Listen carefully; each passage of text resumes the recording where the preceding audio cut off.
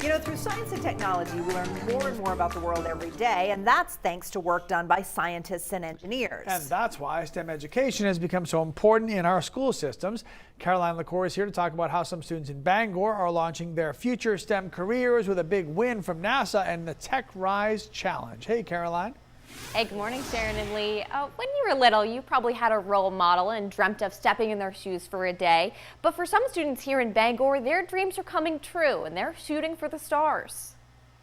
If you have an idea, stick with it, because you can do it. When it comes to ideas, they say the sky's the limit, and one school in Bangor is reaching specifically for the stratosphere. It all started back in October when science teacher Margaret Petrak of the William S. Cohen School got an email for the opportunity of a lifetime to work with NASA on its TechRise Student Challenge. I clicked on it and I found out there were only 4 days until the submission date. A group of 6th, 7th graders stepped up to the plate with not a lot of time to spare. The goal, to submit an experiment with a chance to have their project launched on a high-altitude balloon.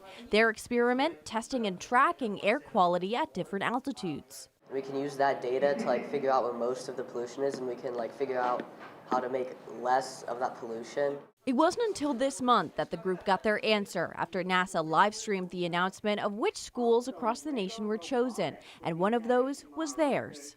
And there was an uproar of yelling and screaming. It was very chaotic.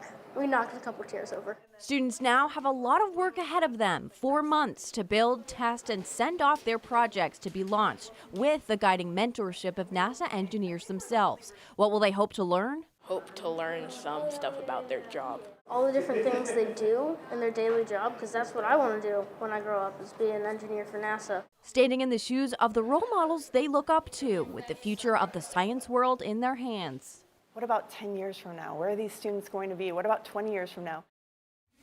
The students' experiments will take flight this May, and the data collected will be used for future student research. Lee and Sharon? All right, very, very cool. Keep us posted, Caroline. Thank you.